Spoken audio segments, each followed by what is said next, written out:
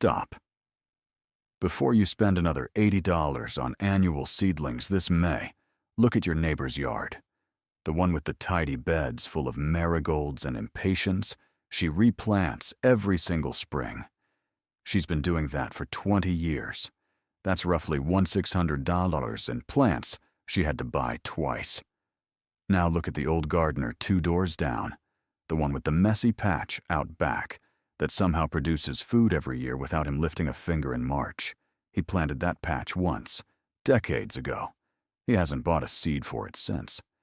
There's a category of plant most American homeowners have completely forgotten exists. You plant it one time, in one spring, and it comes back every year for the rest of your life. No tilling, no restarting, no spring seed bill. The USDA classifies them as herbaceous perennials, and the agricultural research on them is decades deep, most of it published by university extensions and sitting in the public domain. Most garden centers don't push them because there's no repeat sale. Today, 8 of them. Plant them this May, and by the end of this video, you'll know exactly which ones match your USDA zone, where to put each one in your yard, and which single perennial pays for itself in the first year. By the end of this video, you'll be able to walk into a garden center tomorrow with a list of 8 specific plants and know exactly why each one earns its spot. Stick with me, because number 1 is the perennial my retired neighbor told me he'd plant first if he had to start his whole garden over from scratch. Here's the part in the seed catalogs hope you forget every spring. The American home gardening market is built on annuals: tomatoes, peppers, lettuce, basil, marigolds. The plants you buy, plant, harvest, and replace. According to USDA Economic Research Service data on consumer horticulture, the average American household with a garden spends between $70 and $140 each spring just replacing what died over winter. Over 20 years of gardening, that's a number that's hard to look at. Perennials are the opposite category. The technical term is herbaceous perennial, a non-woody plant whose top growth dies back in winter, but whose root system survives and resprouts every spring. Penn State Extension's home horticulture publications describe this as the plant doing the work of replanting itself underground, while you sleep through January. You pay once, the plant shows up every year for free. There's also a smaller group called woody perennials, things like rhubarb crowns or asparagus that don't fully die back but go dormant. Same idea, longer payoff. Some of the plants on today's list are documented by the University of Illinois Extension as productive for 15, 20, even 30 years from a single planting. My retired neighbor in Ohio, 78 years old, 3 knee replacements between him and his wife, has a backyard that produces food every year. He told me last fall, "I haven't planted a single thing in this bed in 12 years. I just cut and harvest." That's not gardening luck. That's plant selection. Specifically, the 8 on this list. Let's start the countdown. Number 8, French sorrel. USDA zones 3 through 9. This is the lemony green most Americans have never tasted because it doesn't ship well, so grocery stores don't carry it. Plant 1 crown in May in part shade. By July, you're cutting leaves for salads, soups, and what French cooks call a green sauce for fish. Cornell University's horticulture program lists sorrel as productive for 4 to 7 years from a single planting before it needs dividing. And dividing means free plants, not new ones. The mechanism is simple. Sorrel sends down a deep taproot in year 1, which is why it survives winter even in Zone 3. It's also why it tastes intensely lemony. The leaves accumulate oxalic acid, the same compound that makes rhubarb tart. One note on that. Oxalic acid means sorrel should be eaten in moderation, not as a daily green. A handful in a salad, fine. Cooked into soup like spinach, fine. Don't make it the base of your diet. One plant gives you a steady cutting harvest from May through October. Cost at most nurseries, $60 to $9 for a starter crown. Comparable bagged sorrel at specialty grocers when you can find it, $4 to $6 per ounce. Number 7. Walking onion, also called Egyptian walking onion. USDA zones, 3 through 9. This is one of the strangest, most productive plants in the perennial category, and almost no one under 60 has heard of it. It produces small bulb clusters at the top of its stalks instead of flowers. Those clusters get heavy, the stalk bends over, the bulbs touch the ground, and a new plant takes root right there. The plant literally walks across your garden bed, producing onions every year for as long as you let it. University of Minnesota Extension documents walking onions as productive for decades in the same bed. Plant 5 bulbs this May in any sunny corner. By next May, you'll have 20. By year 3, you'll have 80, and you'll be giving them away to neighbors. You can eat the green tops like scallions, the underground bulbs like shallots, and the top bulbs like pickling onions. 3 crops from one plant. Cost, about $12 for a starter pack of 10 bulbs. A bunch of scallions at the grocery store runs $1.50 to $2.50, and you go through them in a week. Do the math over 10 years. Number 6. Horseradish. Zones 3 through 9. Plant 1 root cutting this May in a spot you don't mind dedicating permanently. Grab a pen for this one. Horseradish is so aggressive that the Missouri Botanical Garden recommends planting it in a buried container, a 5-gallon bucket with the bottom cut out, sunk into the ground. That contains the root system.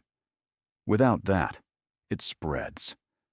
With it, you have a permanent supply of one of the most expensive condiments in the grocery store.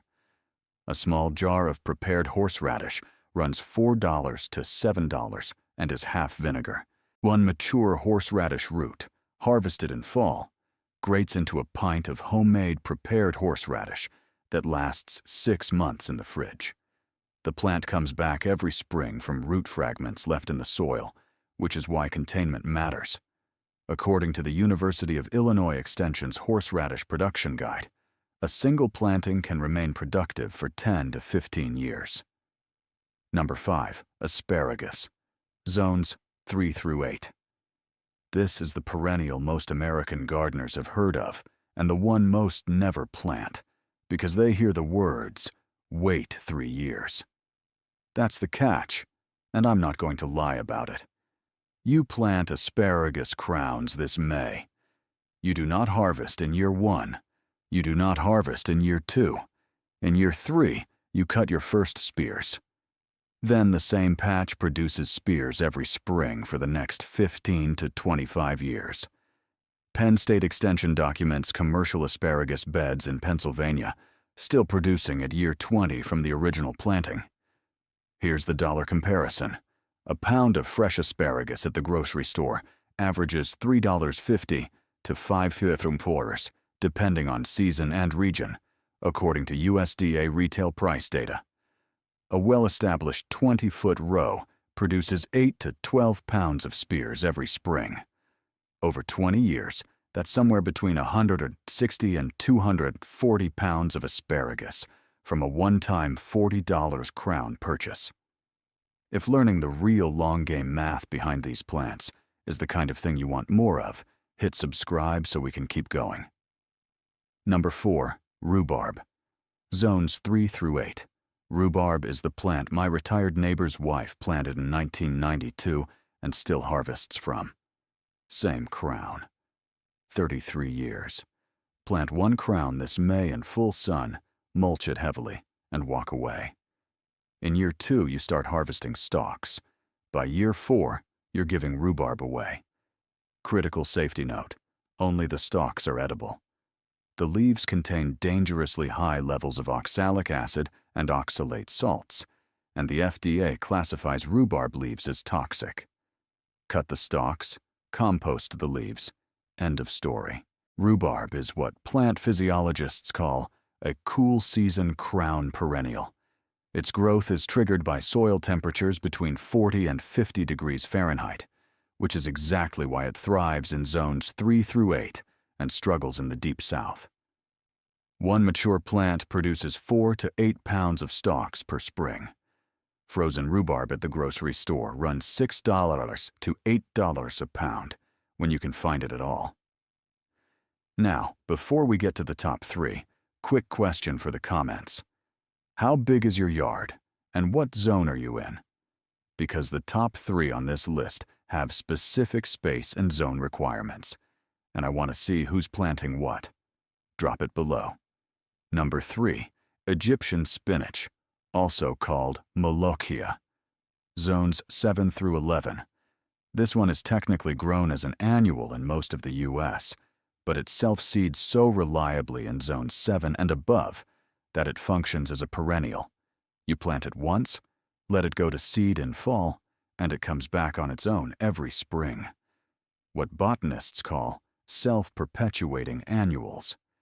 The USDA recognizes it as Corchorus aleatorius, a leafy green used across North Africa and the Middle East for centuries, and a 2019 nutritional analysis published in the Journal of Food Composition and Analysis documented protein content per 100 grams that exceeds spinach, plus significant levels of iron, calcium, and vitamin K.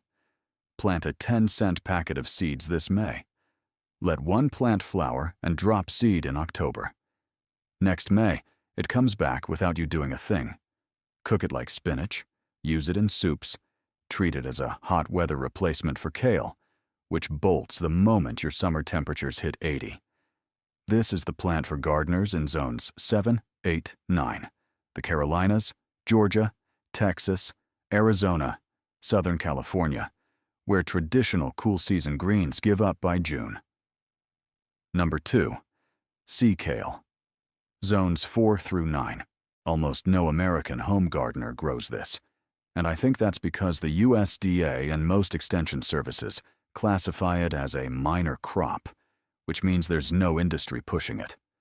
But sea kale is one of the most documented perennial vegetables in European horticultural literature, with ERHS, the Royal Horticultural Society, listing it as productive for 10 to 20 years from a single crown. Plant one crown in May in full sun and well-drained soil. In year 2, you start harvesting the young stems and leaves in early spring, weeks before any other green in your garden is ready. Cook them like asparagus, or eat the young leaves raw. The flavor sits somewhere between cabbage and broccoli, with none of the bitterness of mature kale. The reason it matters is timing. Sea kale produces edible growth in March and April, what's called the hungry gap in traditional British gardening, the window between when your stored vegetables are gone and when your spring planting is producing. Sea kale fills that window for the next 15 years. And number 1, the perennial my retired neighbor told me he'd plant first if he had to start over. This is the one he calls his $5,000 plant. Number 1, Jerusalem artichoke, also called sunchoke, zones 3 through 9. Plant one tuber, a small lumpy thing that looks like fresh ginger, this May. By October, that one tuber has produced an 8-foot sunflower-like plant with a cluster of 10 to 50 edible tubers underground. Dig them in fall, leave a few in the ground, and they come back next spring. Forever. Penn State Extension documents Jerusalem artichoke patches that have been producing in the same spot for over 50 years. Nutritionally, the tubers are a major source of inulin, what nutrition scientists call a prebiotic fiber that feeds beneficial gut bacteria. The USDA Agricultural Research Service has multiple published papers on inulin's role in digestive health. Cook them like potatoes, slice them raw into salads like water chestnuts, or roast them whole. A pound at specialty grocers runs $5 to $9 when in stock. A single mature patch produces 15 to 25 pounds per fall. One important warning. Like horseradish, Jerusalem artichoke spreads aggressively. Plant it in a dedicated bed, not in your main vegetable garden. Otherwise, you'll be pulling sunchokes out of your tomato bed for the next decade. Now, 3 mistakes I see new perennial gardeners make every May, and any one of them can kill a 20-year investment in the first year. Mistake 1. Planting perennial crowns too deep. Crowns are not seeds. Asparagus crowns, rhubarb crowns, sea kale crowns. They all want to sit shallow, with the growing tip just barely covered by soil. Penn State Extension's crown planting guide is specific. Plant rhubarb crowns with the buds 2 inches below the soil surface. Deeper than that, and they rot before they can sprout. Mistake 2. Fertilizing perennials the first year like annuals. Annuals need a heavy spring feed because they have 1 season to produce. Perennials need to invest their first year in root development, not top growth. Heavy nitrogen in year 1 pushes lush, weak top growth and a stunted root system. The University of Minnesota Extension recommends a light compost top dressing only in year 1, with no synthetic fertilizer until the plant is established in year 2. Mistake 3. Harvesting too early. This is the one that kills asparagus and rhubarb beds. If you harvest in year 1, you starve the crown of the energy it needs to build a 20-year root system. 3 years of patience on asparagus pays back for 2 decades. 1 year of impatience ruins it. Write that down. I want to be honest about what this list is and what it isn't. These 8 perennials will not replace your entire vegetable garden. You're still going to plant tomatoes, peppers, lettuce, beans every spring. What perennials do is build a permanent backbone underneath your annual garden, a layer of food that produces every year regardless of what you have time or energy for. For gardeners on fixed budgets, for people whose backs don't bend like they used to, for anyone who's tired of spending $100 every May just to start over, that backbone matters. Also, zones matter. Sorrel won't survive in Zone 10. Sea kale won't thrive in Zone 9. Always check your specific USDA hardiness zone before buying crowns, the USDA plant. Hardiness zone map is free, updated in 2023, and takes 2 minutes to look up by ZP code. Picture this. May 2031. 6 years from now. You walk out into your backyard with a basket. You cut sorrel for tonight's soup. You snap a few asparagus spears that came up overnight. You pull a couple of walking onions for tomorrow's eggs. You don't remember the last time you bought any of these at a grocery store. The patch you planted in May of 2026 has been feeding you for half a decade, and it's just getting started. Your retired neighbor was right. Plant once, harvest forever isn't a slogan. It's just what these plants do when you let them. Your action step this week is specific. Pick exactly 2 perennials from this list.